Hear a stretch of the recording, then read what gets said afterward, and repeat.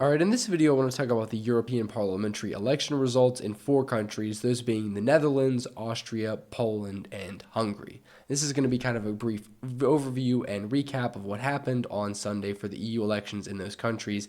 And I apologize, I was hoping to get some of these videos out earlier in the days following. However, I did get sick and that kind of made it hard to record and make the videos. But I will be making some more over the next few days, covering the rest of the EU election results and also making some videos about some of the other upcoming elections.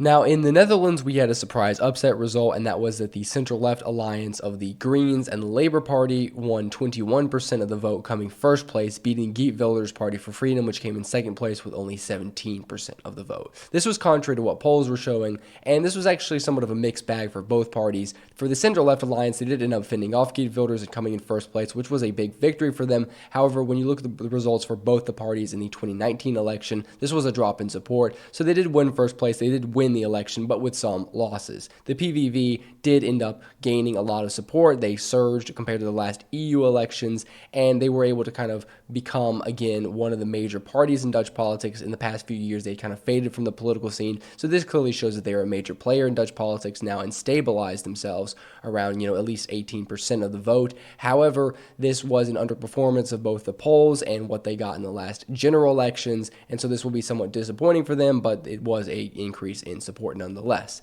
So for both parties, somewhat, positive and negative aspects to this election.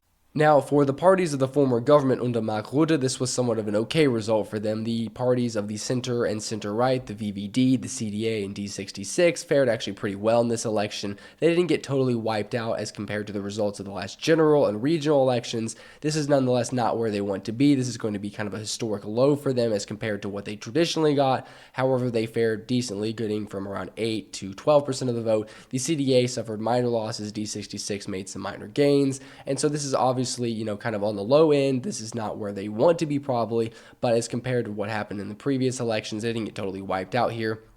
And so I think for these parties, it's going to be a moderate result for them that they are going to be okay with. Now, the Farmer Citizen Movement ended up winning 5.4%, getting seats to the EU Parliament for the first time. Volt, which is a center-left party that focuses on European unity, European integration, and actually runs in most EU countries, won 5.1% of the vote. They're going to win seats for the first time, and this was a big milestone for them, especially as a very small party. And now the Party for Animals won 4.5%. The New Social Contract of Peter Omtzigt, which split away from the CDA, won 3.7%, and the SGP, the Calvinist Conservative Party, also on 3.7%. Now, when we take a look at the seats, we can see that the center-left alliance won the most with 8. The Party for Freedom won 6 seats. Now, actually, in the last EU elections, they got completely wiped out, partly due to the fact that the other right-wing party, the Forum for Democracy, came to the political scene, winning 3 seats, taking away a lot of PVV voters. However, this time it was somewhat the opposite. The Forum for Democracy lost all of its seats, falling to only 2.5% of the vote, and the PVV gained a lot, gaining 6 seats. And so this was the largest gain of all the parties. The VVD of the former Prime Minister Mark Rutte won 4 seats, the CDA on 3, D66 3, the Farmer Citizen Movement won 2, Volt won 2, the Party for the Animals, New Social Contract, and the Reform Political Party all won 1 seat. Now, in Austria, we had a very important result. The right-wing populist Freedom Party won the elections, coming first place nationwide for the first time. They technically won the 2016 presidential elections first round. However, when you look at EU elections or elections for the national parliament, this was the first time that the FPÖ, the Freedom Party, won first place ahead of any other party. Now, there were 2 scandals that played into these results. In the 2019, there was a scandal that negatively affected the FPÖ at the benefit of the OVP, and this time, around 2022 rather, there was another scandal that had with the reverse effect that hurt the Austrian People's Party, the UVP, and helped the FPÖ, the Austrian Freedom Party. So the Freedom Party was able to rise from around 17% to 25% of the vote in this election, and they won first place ahead of the Austrian People's Party, which got 24.5%.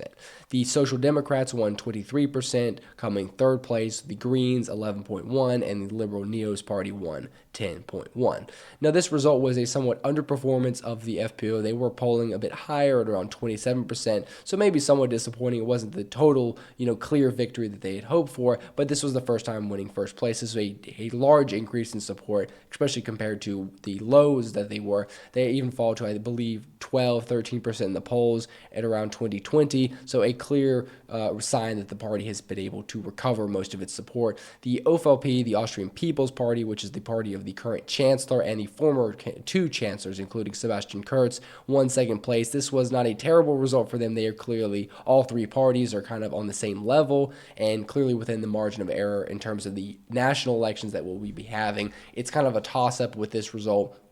The Freedom Party is expected to come in first place, but each party can still make up the deficit for the general election that we will have later this year. So kind of a drop in support for the Austrian People's Party, down from the high they had at the last election, but they are able to compete with the other parties. The Social Democrats coming in third place is going to be kind of a defeat for them. They have two right-wing parties ahead of them. The fact that they alone, as the kind of main dominant left-wing party, were not able to win either first or second, and were able and did suffer some losses, is not going to be too, is not great for them. However, they did not totally collapse, and they are also, they could also easily win first place as well.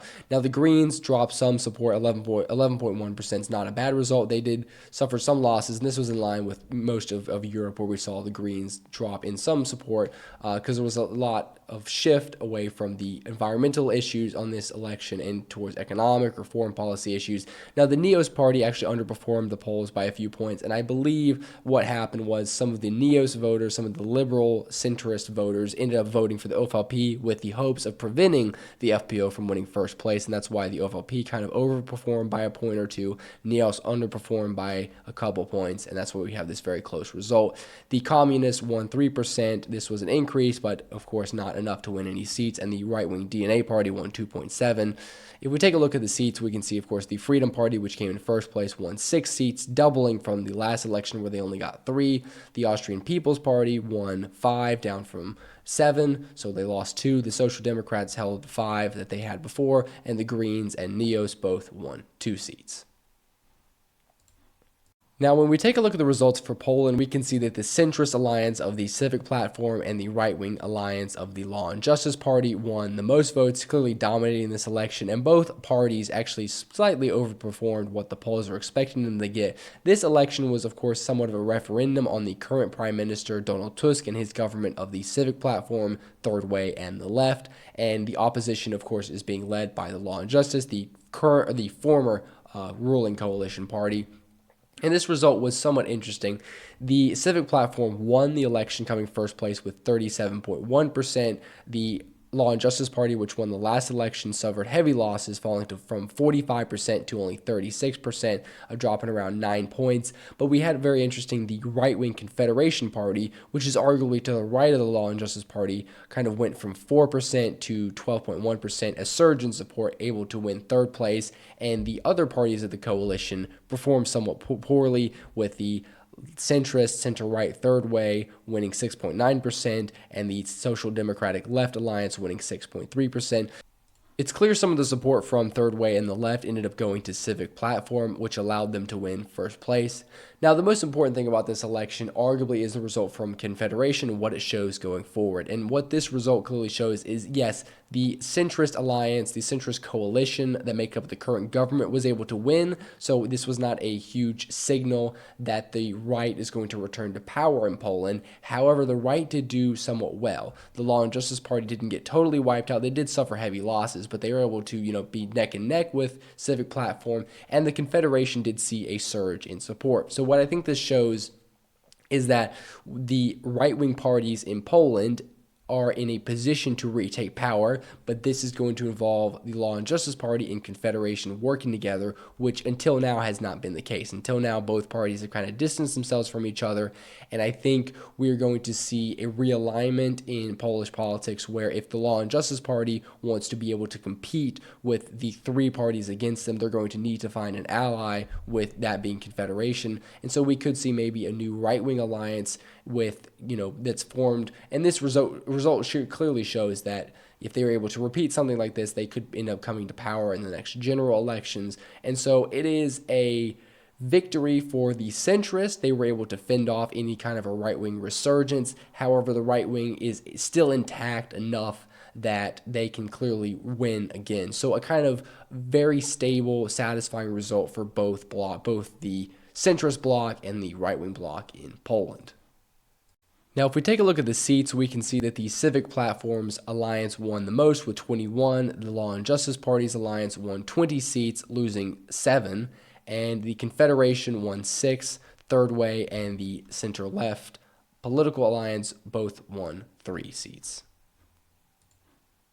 Now, if we take a look at the results from Hungary, we can see that Viktor Orban's Fidesz party was able to win this election, clearly ahead in first place. However, they did suffer some losses, and this was the first time in a while that they've fallen below 50 or even 45% of the vote.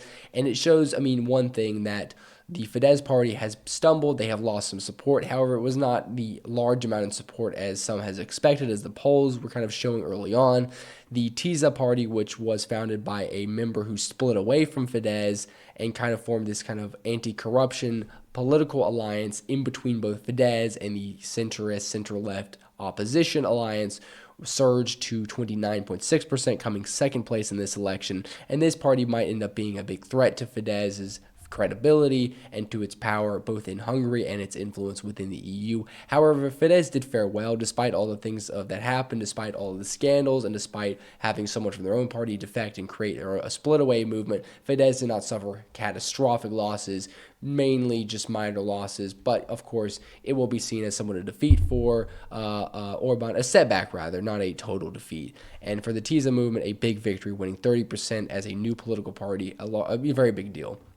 Now, the biggest defeat was for the alliance of the Social Democrats and some of the Greens, the kind of main opposition party in Hungary.